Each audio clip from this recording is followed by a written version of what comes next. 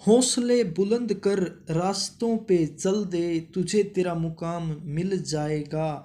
बढ़कर अकेला तुम पहल कर दे, देख कर तुझको काफिला खुद बन जाएगा। नमस्कार दोस्तों, एक बार फिर से हमारे YouTube चैनल एग्ज़ाम की तैयारी पर आप सभी का स्वागत है। तो दोस्तों, इस वीडियो में हम बात करने वाले हैं पॉलिटी के बहुत ही ज़्यादा इम्पोर्टेंट टॉपिक की, जहाँ से 1 से 2 क्वेश्चन पूछ लिए जाते हैं। यहाँ पर हम बात करेंगे इमरजेंसी प्रोविज़न की, जो राष्ट्रपति की आपातकालीन शक्तियाँ होती हैं, emergency powers of president of India. तो अगर आप अच्छे से किसी भी एग्ज़ाम की तैयारी करना चाहते हो तो उसके लिए हमारे YouTube चैनल एग्ज़ाम की तैयारी के साथ जुड़ सकते हो और नोट्स और PDF के लिए ज्वाइन कर सकते हो हमारे टेलीग्राम चैनल को, जिसका लिंक वीडियो डिस्क्रिप्शन में दिया गया है, या फिर आप सर्च कर सकते हो एग्ज़ाम की तैयारी। तो अभी हम बात करेंगे राष्ट्रपति की इमरजेंसी पावर्स की। तो देखिए, जो 3 आर्टिकल्स हैं उनमें उनके अनुसार राष्ट्रपति शासन लगाया जा सकता है, इमरजेंसी घोषित की जा सकती है। तो सबसे पहले यदि हम बात करें आर्टिकल 352, आर्टिकल 356 और आर्टिकल 360, ये तीनों ही आर्टिकल बहुत ही ज़्यादा इंपॉर्टेंट हैं, इनको आप याद रखना।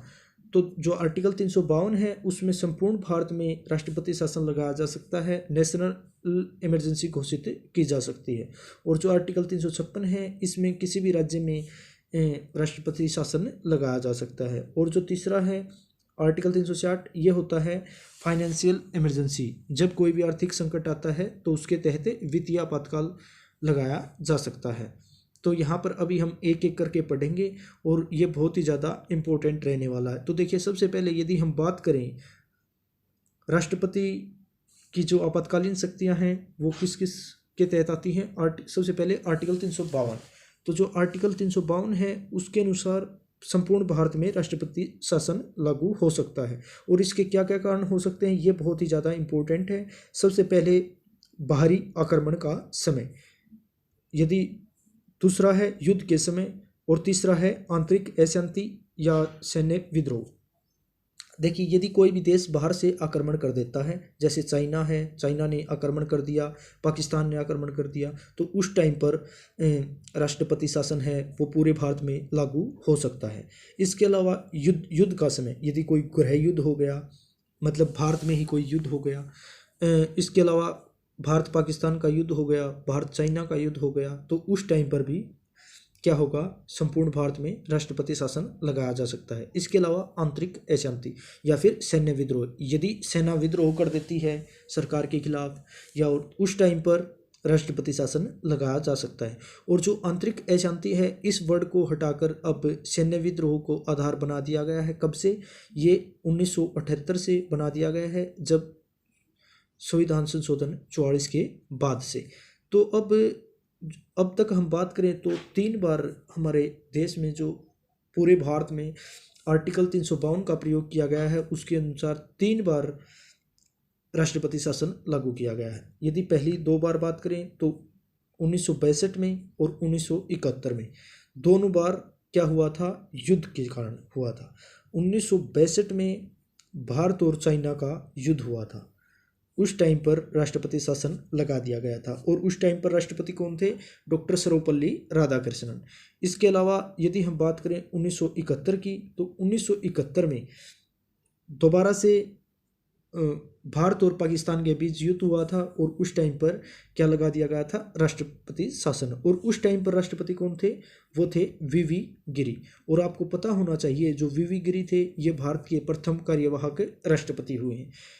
तो जो पहले 2 बार का कारण हो गया युद्ध, 1962 में और 1971 में। इसके बाद तीसरी बार जो राष्ट्रपति शासन लगाया गया वो लगाया गया 1975 से 1977 तक।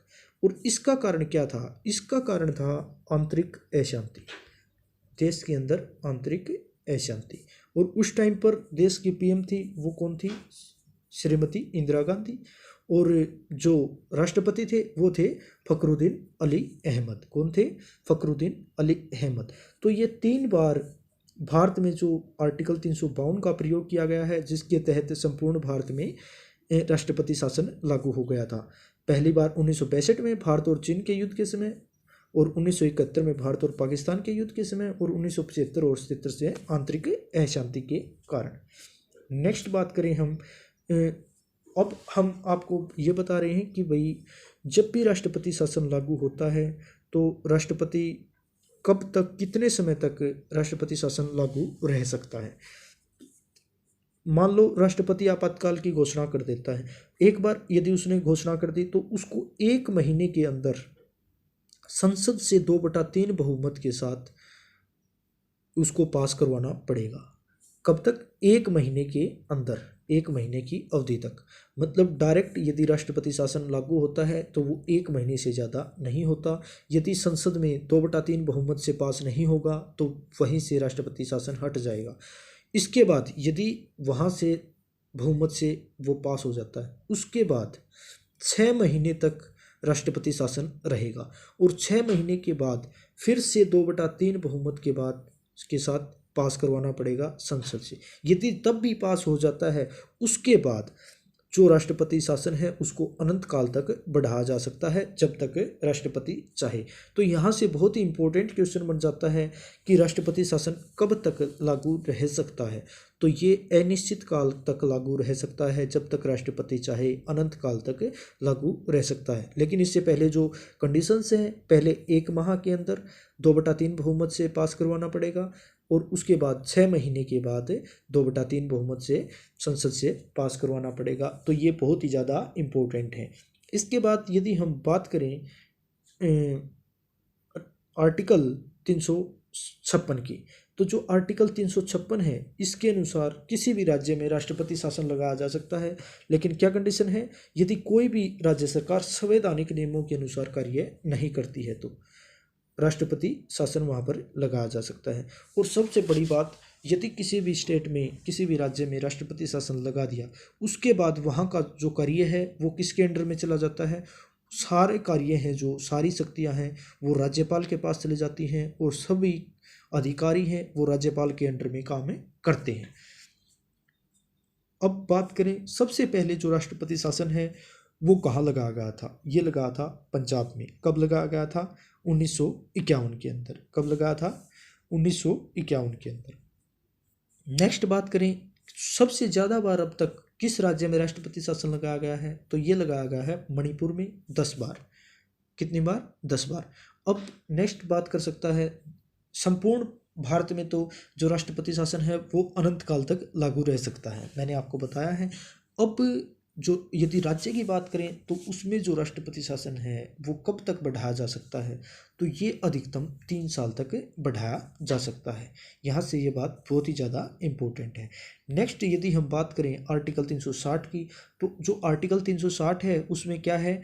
यदि देश के ऊपर आर्थिक संकट आ जाए तो आर्टिकल 360 के द्वारा जो राष्ट्रपति है, राष्ट्रपति शासन लागू हो सकता है, और इसके अनुसार वित्तीय आपातकाल की घोषणा की जा सकती है, फाइनेंशियल इमरजेंसी की। लेकिन अभी तक भारत में इस आर्टिकल का प्रयोग एक बार भी नहीं किया गया है। तो ये थे हम जो राष्ट्रपति के इमरजेंसी पावर से रिलेटेड 3 आर्टिकल। आर्टिकल 352 जिसका प्रयोग अब तक 3 बार किया गया है। कब कब? 1962 में भारत चाइना युद्ध के टाइम, 1971 में भारत पाकिस्तान युद्ध के टाइम, और इसके अलावा 1975 से 1977 जब आंतरिक अशांति के टाइम। इसके अलावा 356 है, इसमें स्टेट्स में, राज्य में यदि कोई भी राज्य सरकार संवैधानिक नियमों के अनुसार कार्य नहीं करेगी तो आर्टिकल 356 के अनुसार उस राज्य में राष्ट्रपति शासन लगा दिया जाएगा। और ये कब तक रह सकता है? इसे 3 साल तक बढ़ाया जा सकता है।